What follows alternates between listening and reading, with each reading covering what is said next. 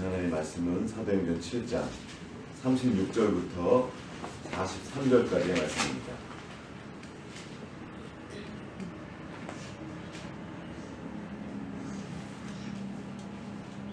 사도행전 7장 36절부터 43절까지의 말씀 함께 읽도록 하겠습니다.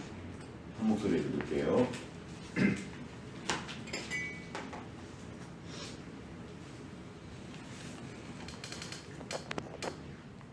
시작.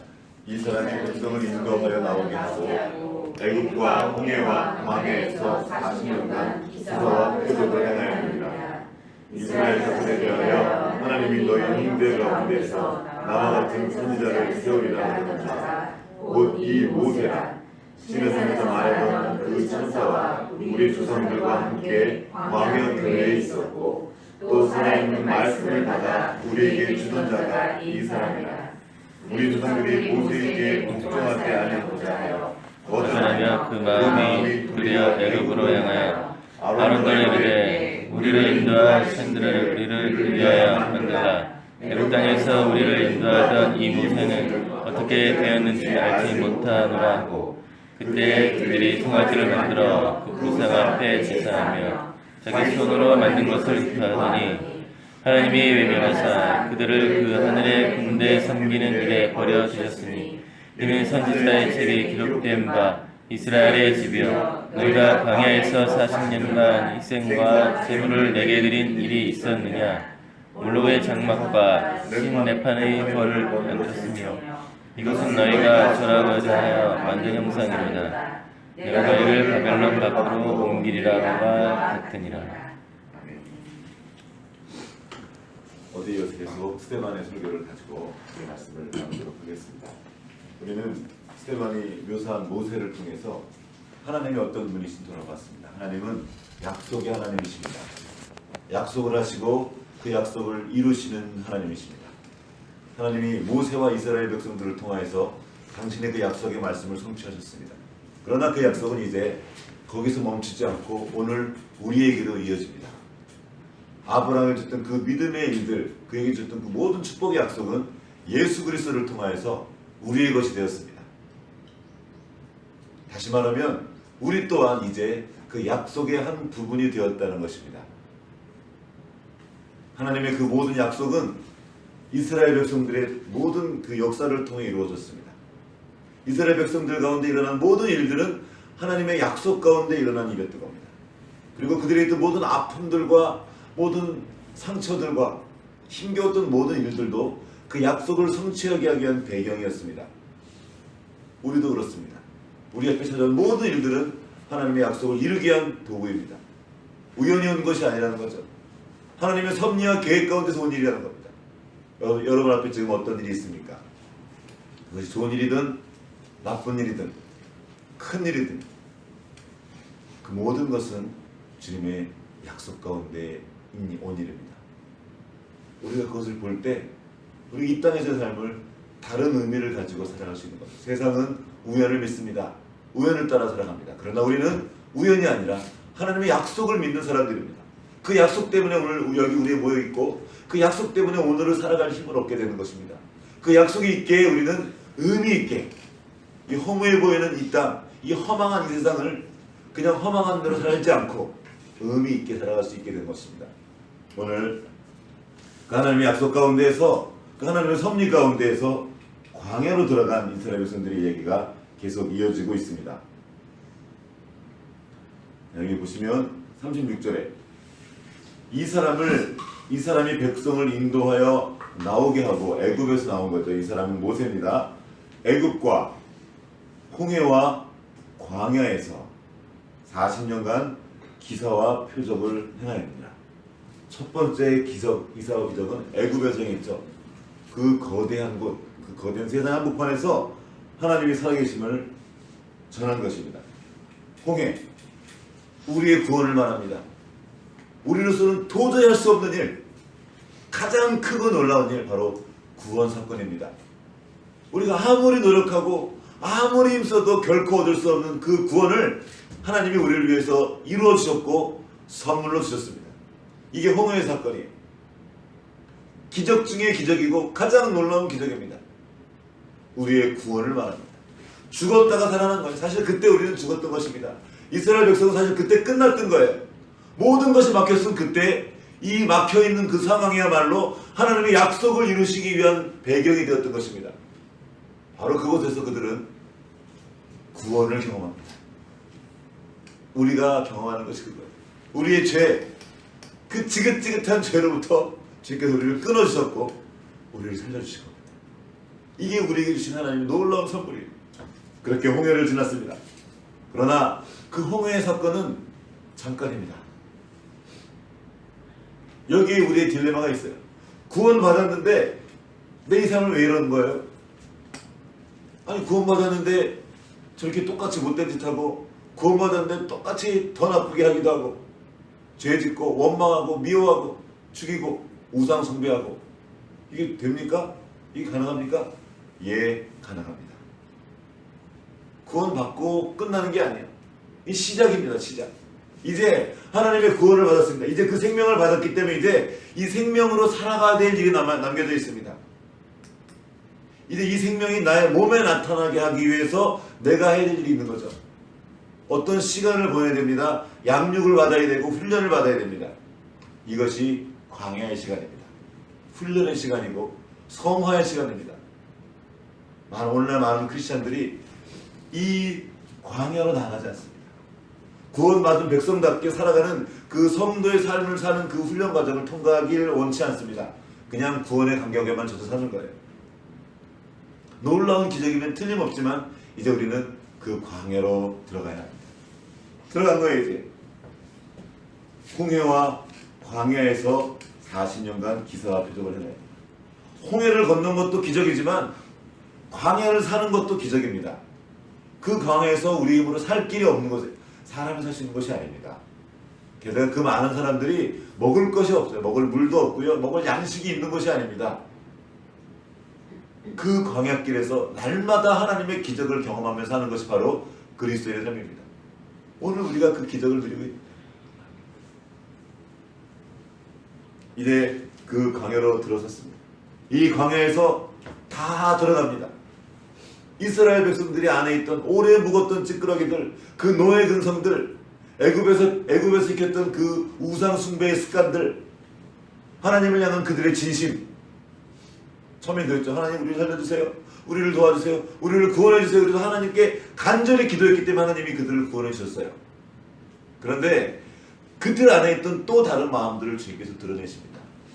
아주 악하고 못되고 부패한 그들의 마음들이 이 광야에서 다 드러납니다. 벌거벗은 것처럼. 살려달라고 그렇게 기도했던 사람들이 이제 다른 소리를 하기 시작합니다. 그곳에서 사람들의 마음에 드러나는 거예요.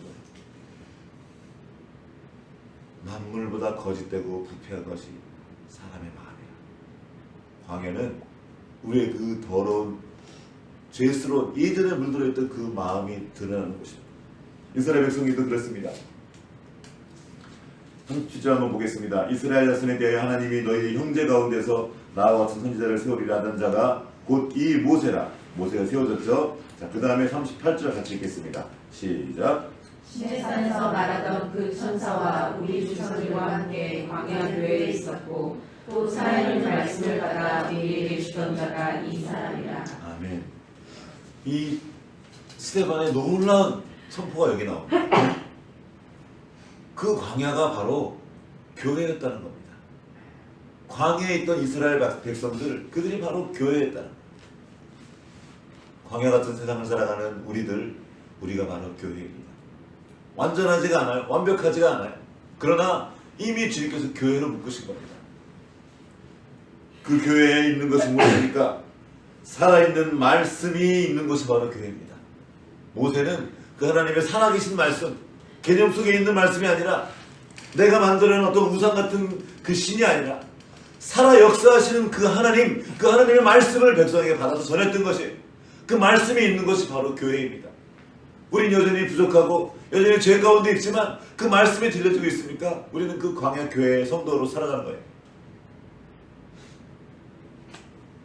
그 말씀이 지금 백성들에게 들려주고 있습니다. 말씀이 들려지는 그곳에 창조가 일어납니다. 하나님의 창조. 말씀하시면 그대로 되는. 오늘날의 어려움이 어디 있습니까? 하나님 말씀이 들려지지 않는 거예요. 하나님 말씀하시는데 하나님 말씀으로 듣지 않는 겁니다. 듣지 않으니까 믿지 못하고 믿지 않으니까 순종의 일이 없습니다. 그러니까 그 새 창조의 일이 없는 것입니다. 지금 우리에게 필요한 것은 그 살아계신 하나님의 말씀을 듣는 거예요. 하나님 말씀하실 때 그것을 하나님의 말씀으로 듣는 것입니다. 그러면 여러분 아십니까? 그 삶의 자리에 기적이 일어납니다. 새로운 창조가 일어나는 거예요. 하나님의 일이 일어납니다. 지금도 하나님은 그렇게 우리 가운데 역사하시는 거예요. 그러나 광야의 백성들은 그 하나님의 말씀을 하나님의 말씀으로 듣지 않았습니다. 39절 함께 읽겠습니다. 시작. 39절 4절 시작. 우리 조상들이 모세에게 복종하지 아니하고자 하여 거절하여 그 마음이 도리어 애국으로 향하여 아론더러 이르되 우리를 인도할 신들을 우리를 위하여 만들라. 애국 땅에서 우리를 인도하던 이 모세는 어떻게 되었는지 알지 못하더라 하고. 아멘. 자, 조상들이 모세에게 복종하지 아니하고자 하여 거절하며. 모세가 전한 것이 무슨 말입니까? 살아계신 하나님의 말씀입니다. 그런데 그 하나님의 말씀을 복종하지 않았어요. 여기에 거절이라는 단어를 썼습니다. 이게 저한테 크게 맞는데요. 우리 인간은 하나님을 거절할 수 있는 존재입니다. 그 자유를 우리에게 주신 거예요. 안 믿을 수 있어요. 하나님의 그 모든 기적을 보고도 하나님을 외면할 자유가 우리에게 있습니다. 하나님은 굳이 그렇게 당신 자신을 제한하신 거죠. 왜냐하면 진정으로 사랑의 관계를 나누기 위해서, 진정한 인격과의 교제를 나누기 위해서.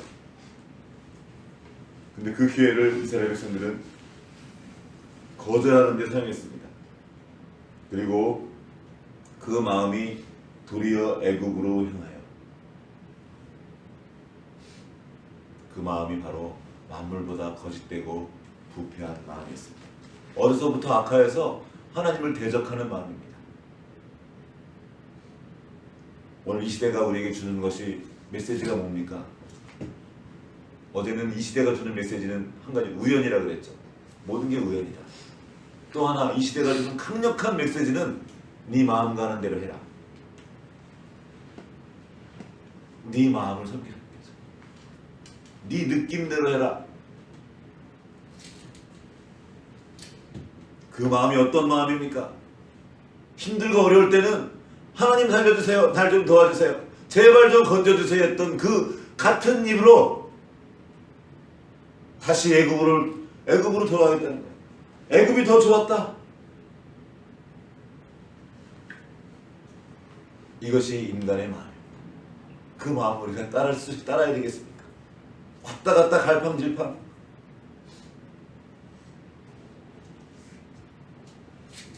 (40절) 한번 보겠습니다. 아론도 이르되 우리를 인도할 우리 신을 위하여 만들라. 신들을 우리를 위하여 만들라. 애굽 땅에서 우리를 인도하던 이 모세는 어찌 되었는지 알지 못하노라 하고 40일, 그 40일을 못 견딘 겁니다. 말씀 받으러 올라갔는데 그들은 거기에서 우상을 만듭니다. 그때 그들이 송아지를 만들어 그 우상 앞에 제사하며 자기 손으로 만든 것을 기뻐하더니, 자기 손으로 만든 것을 기뻐하더니, 이게 인간의 모습입니다. 우리는 다른 게 기쁜 게 아니에요. 내가 만든 것, 내가 한 게 기쁜 겁니다. 이게 좋은 거죠. 하나님께 받은 것을 기뻐하는 것이 아니라 내 손으로 만든 것, 하나님이 지어주신 이 온 우주 만물과 하나님이 선물해 주신 그것이 아니라 내 손으로 만든 것을 기뻐하는 것입니다. 그 내용이 뭡니까? 우상 숭배였어요. 우상 앞에 제사하며 그것을 기뻐했던 겁니다. 그들이 실제로 했던 것이 무엇입니까? 탐심은 우상 숭배. 그들은 자기 자신을 위해서 우상을 만들었습니다. 자기 자신의 마음을 만족시키기 위해서 우상을 만들었고, 그 일은 지금도 계속되고 있습니다. 우리가 헤어나기 가장 어려운, 가장 커다란 우상이 무엇입니까? 바로 자기 자신이라는 신입니다. 자신을 섬기는 거예요. 우리가 왜 싸웁니까? 저 사람이랑 나랑 왜 싸우는 거야? 나를 섬기는 거예요. 내가 맞다는 거죠.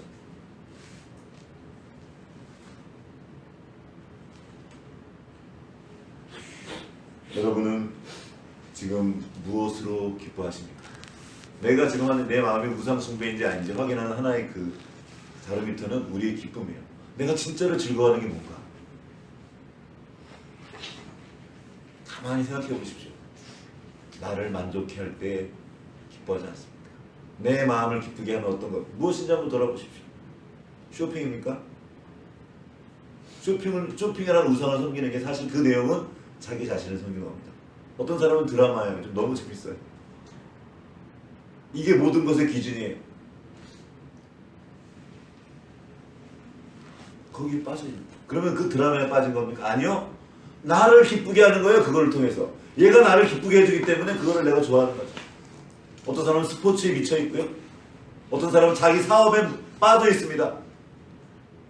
그 사업이 우상이 아니고 이걸 통해 내가 기쁨을 얻는 거예요. 그때 진짜 기쁜 거예요. 그렇게 우리는 이 마음으로 수많은 우상들을 만들어냅니다. 그리고 결국 그가 섬기는 것은 자기 자신인 거예요. 이게 교만이고 이게 바로 사탄이 한 일입니다. 지금도 사단은 우리에게 부추기는 거예요. 야, 네 마음을 섬겨라. 네 마음이 좋아하는 걸 해라. 네 마음이 왕이라는 거죠. 그 왕의 자리에 내가 올라와 있는 겁니다. 어떤 걸 가져가도 그 우상을 만들어내는 겁니다. 그래서 우리 마음은 우상 제조기라고 그랬죠. 들어갔다 나오면 우상이 돼서 나오는 거야. 이 마음, 이 썩은 마음.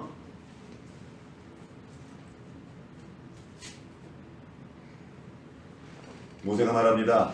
42절.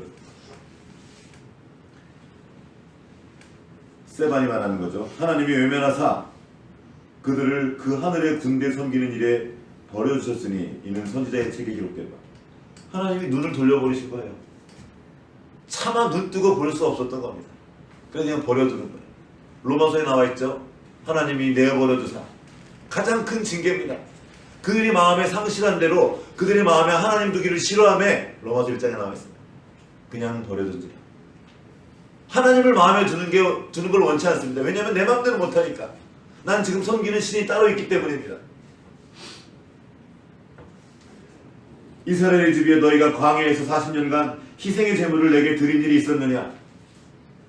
희생의 제물을 드린 일이 있었던 거예요? 없었던 거예요? 있었단 말입니다. 겉으로는 적어도 있었기 때문에 너가 드린 일이 없다는 거예요. 여러분 희생의 제물을 드린 적이 있습니까? 광야에 생활하면서 우린 많은 것들 드렸습니다. 엄청난 희생을 드렸어요. 내가 이것도 했고요 저것도 했고요. 하나님 됐죠. 근데 나한테 왜 이래요? 이거는 하나님을 섬기는 예가 아닙니다. 거래하는 거죠. 이게 바로 우상과 하는 습관인 겁니다. 하나님이 보시는 건 마음이에요. 네 마음이 지금 어디를 향해 있느냐? 기도하는 그 마음의 중심이 어디 있느냐? 예배로 모이고 우리가 어떻게 그 예배 제단을 지켜왔습니까? 이 예배 단을 뭔가 많이 한 것처럼 느껴집니까? 하나님은 물으십니다. 네 마음 중심에 무엇이 있느냐? 네가 언제 내 마음을 쏟은 적이 있느냐? 다 네 필요를 따라 너 자신을 위해 한 것 아니냐? 우리는 어떠합니까? 이스라엘 백성들과 얼마나 다릅니까? 그 광야를 지날 때 과연 감사와 감격으로 지나왔습니까? 잘한 것, 받은 것 다 잃어버리고 작은 것, 잘못된 것, 나를 불편하게 하는 것들, 그것들을 원망하는 거예요. 그날 아침에도 만나를 먹었고 그 반전에 나와서 물을 먹으면서도 우리는 불평하는 겁니다. 감격을 잃어버렸어요. 그래놓고서는 부추가 없다, 고기가 없다, 애굽이 더 좋았다. 아니 네가 거기 살려달라고 그랬잖아. 우리는 이 진짜 희생을 감내하지 않아요. 하나님으로 인한 희생, 그것이 기쁨이거든요. 이 일을 성령께서 하시는 거예요. 우리도 안 돼요. 결국에는 이 육체는 자기를 섬기도록 그렇게 얘가 가요. 근데 어떻게 이 육체의 본성을 거슬러서 우리가 새로운 걸음을 걸 수 있습니까? 오직 성령으로. 오직 성령. 그분을 의지할 때만 우리는 이 광야길을 우상 섬기지 않고 주님을 의지하며 그 기쁨과 감격을 할 수 있습니다. 그 성에 기쁨이 있었더라. 사마리아 성에 성령이 임하여 있었던 일입니다. 우리가 지금 무엇을 기뻐합니까? 여러분을 기쁘게 하는 것이 무엇입니까? 정말 주님이십니까? 성령이 우리에게 임하면 그 기쁨과 감사와 감격이 회복돼요. 오직 그분만이 그 일을 하십니다. 그래서 우리가 성령을 구하는 거예요. 주님, 내버려두면 이 자기는 결국 또 다른 새로운 신을 만들어서 가버릴 것입니다. 그래서 우리는 지금 주님이 필요합니다. 성령으로 부어주십시오. 이 광야의 백성들, 그들의 전철을 따로 밟는 것이 아니라 이제 새로운 삶을 살기 원합니다. 성령이 충만하여 이 말씀을 전했던 스데반의 말씀을 듣고 주님 앞으로 돌이키는 그 은혜를 우리가 입기 원합니다. 같이 기도하시겠습니다.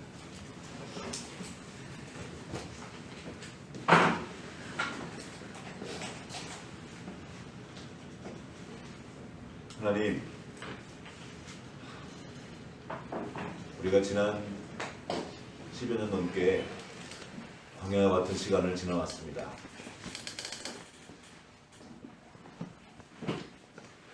겉으로 보기에 누군가 우리에게 말했습니다. 참 대단하다고, 어떻게 그 길들을 가냐고.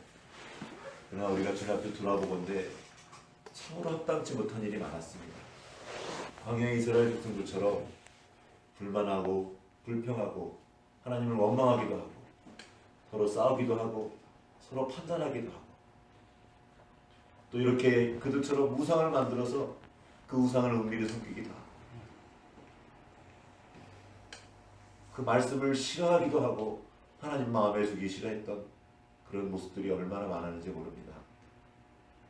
이것들을 비추시는 것은 우리를 내치시기 위함이 아니라 이제 참된 기쁨, 그 하늘의 기쁨으로 우리를 채우시기 위함임을 믿습니다. 주님, 우리 마음에 주님을 모시기 원합니다. 성령 하나님, 우리 마음에 찾아오셔서 자족하십시오. 우리를 다스리시고 우리를 주님으로 가득 채워주시옵소서. 주님과는 다른 것들을 구했던 그 욕심, 그 탐심을 내려놓고 오직 주님만으로 기뻐하며 주님을 위해 섬기는, 주님을 따라가는 주님의 백성 되기 원합니다. 그 은혜를 누리고 이 땅에 살면서도 하늘의 복을 누리며 하늘의 영광을 바라며 살아가는 주님의 백성들 될 수 있도록 주여 우리 모두에게 은혜 베풀어 주시옵소서. 내 자식을 위해 하나님을 이용하는 것이 아니라 내 사업과 내 마음의 소원 성취를 위해 하나님을 이용하는 것이 아니라 하나님을 목적으로 두고 하나님과 관계하며 하나님을 더 알아가는 것을 기쁨으로 알며 그 크신 은혜를 누리며 나아가는 우리 모두 될 수 있도록 주여 은혜 베풀어 주시옵소서. 지금은 교회의 머리 되신 우리 구주 예수 그리스도의 은혜와 하나님 아버지의 크신 사랑하심과 성령의 교통하심이 이제 하나님 아버지와 사랑의 관계를 누리며 주님을 더 알아가며 그 모든 우상을 치우고 오직 주님만 예배하며 나아가는 여기 모인 모든 주님의 성도들 가운데 이제부터 영원토록 함께 하셨기를 간절히 축원하옵나이다.